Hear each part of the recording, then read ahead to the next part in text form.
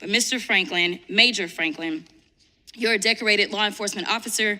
Yes or no, in your experience, does racially profiling people make communities safer? No.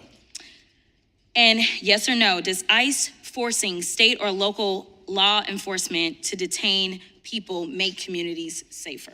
No. The level of discrimination during Trump's regime was very high, that most blacks find it difficult to move around. So, ladies and gentlemen, welcome back to this channel. Today, I want to talk about something which is equally important going on in the United States, something that I believe we've all heard about. This thing known as racial profiling. And before we continue, it's good, I want to give credit to PBS News Reporting Lab for the previous clip.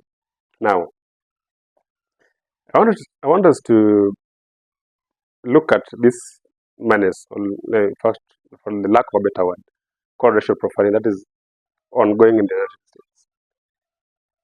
And something that has been addressed by various representatives, something that has been talked about in the public. I know there are uncountable number of cases regarding this, maybe in the law courts or something. And actually, many people, even some of the governors or and representatives, have actually come across it, have come public to address this issue. And maybe it's your first time and you never heard about this thing. So, in Eastern Nation, racial profiling is the use of race or ethnicity as a basis to suspect that someone has committed an offense without evidence. And this is something which is not new. This is something which has been happening mostly in European countries, though not all. I don't want to say that all of them, but some of them. And during past meeting, during a round table with the Allian newspaper, the New Jersey governor talked about it, and this is what he said about racial profiling and the role that federal immigration laws says about it. So first, take a listen. With racial profiling. Well, I'm very, because this is another one of the big differences between me and my opponent. I have no use for the 287G authority, and my attorney general has written very strict instructions to local law enforcement to get them out of that business, or if they're going to be in that business, the only element of enforcement of federal immigration laws would be with violent criminals and people who are driving drunk. But what we know, there are a lot of abuses with this. Well, there is only 3 places in the state that have applied for the authority. Otherwise, they cannot institute any of the authority, and we think our Attorney General's direction as the Chief Law Enforcement Officer in New Jersey takes primacy on how they implement at a local level the immigration laws. Now, we're not out on the street corner, and we're going to have resources to check it, but we have a very aggressive view. As you know, the Republican candidate's lieutenant governor applied for 287G authorities. There's a huge difference. If you will, what is the next? So you heard it yourself. The New Jersey governor, John Cousin, made it very clear that the federal immigration laws only intend to protect the country from probably immigrants who are violent and probably who drive while drunk. So I want to touch something on the federal immigration law. The law says that all immigrants should be protected from any form of discrimination, and they are entitled to certain rights: employment, housing, and even public benefits. So John said that racial profiling probably is is not as maybe is not the way we are looking at it. That's why I want to bring on board, not really to bring on board, but there is one of the representatives of Texas, Jasmine Crockett, called out the GOP of hypocrisy. He mentioned something which was very, very important. He said that kind of this government are hypocrites. They are not addressing the actual issues at the ground concerning racial profiling. Even, in fact, she even called out a specific case of 34 counts of felonies, which are at the White House. And we call out this government that they're just probably working from rumors, and they don't want to tackle this issue, even if it's a menace in this country, in the country of the United States. Let us first take a short time and listen to what she had to say. Thank you so much. I just want to clarify that usually when we talk about racism in the Republican Party, it has to do with things like deleting the history of Jackie Robinson, deleting the history of Harriet Tubman, or deciding that the Tuskegee Airmen should be deleted, or maybe just defunding the African American Museum. The list kind of goes on and on and on, but I am not here to talk about why they are racist. I am here to talk about some other things as it relates to immigration. So let's get to that.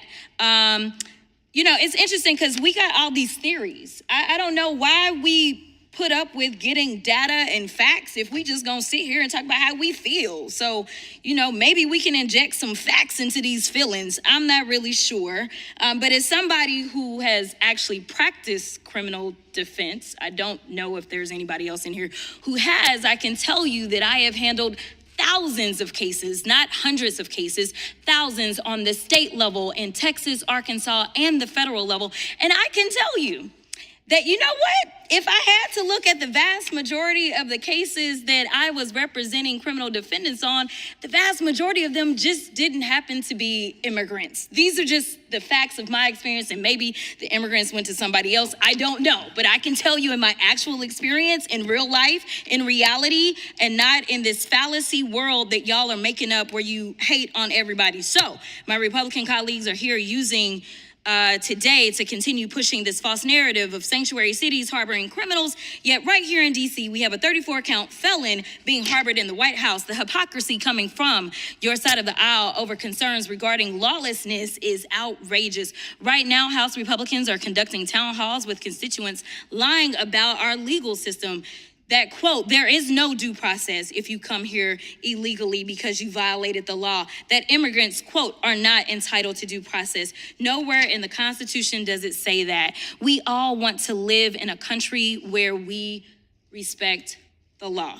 So I'm a bit surprised that Republicans aren't up in arms with Trump detaining and deporting U.S. citizens and people who are lawfully present here in the United States. What Trump and ICE are doing is a disgrace, and it's all being done without respect for our laws. For example, Mr. Neri Alvarado, a Dallas-based baker, was arrested and deported to El Salvador prison for having an autism awareness tattoo in honor of his 15-year-old autistic brother. This was done despite never having been to El Salvador, despite having no gang affiliation, and despite having no organized crime connection. He was deported because ICE agents have been detaining, quote, all Venezuelans with tattoos. And to be clear, this type of racial profiling isn't just a one-off. In fact, the ACLU, using DHS's own data, mind you, found that at least 65% of the states and local agencies voluntarily working with ICE have records of racial profiling and civil rights violations. Mr. Franklin, first of all, and Sheriff, let me thank you for your service too, because I appreciate law enforcement. I just want to put that out there. But Mr. Franklin, Major Franklin, you're a decorated law enforcement officer. Yes or no, in your experience, does racially profiling people make communities safer? No. And yes or no, does ICE forcing state or local law enforcement to detain people make communities safer? No. You know, it's interesting because we've already, and we're gonna, do Groundhog's Day a couple of times, seemingly here. Actually, let me give you the facts real quick before I go to that. In fact, a report for the American Immigration Council found that cities that didn't enforce ICE detainers have 35.5% lower crime rates, 2.3% lower poverty rates, and relied less on public assistance, including 4.9% less for children under 18. And I do want to be clear right now, ICE is trying to work with the IRS because we actually take in billions of dollars because of immigrants in this country, and now they're gonna try to get them out. And I'm gonna tell you that the biggest issue that we have, I really don't think this should be a partisan issue, so I'm going to agree with my Republican colleagues. I think that we all should want to be safe in our communities. The problem that we have is that we have an incompetent administration, that everything that they touch turns to shit. Because what they do is they take a wide sweeping brush and they have decided that the enemy is now going to be immigrants instead of taking a scalpel. That's all we're asking, is to be exact in what you're doing instead of taking a sledgehammer to everything. Thank you, and I will yield. We all want to be safe, everyone wants to be safe, but the only problem that we have is the incompetent administration. These are the words that Jasmine said. I don't know what you think. I don't know if you've ever experienced these. If you ever experienced this social profiling in your country, even if it's not in the United States, maybe let me know in the comments below. Maybe we hope one day it will end. Don't forget to subscribe.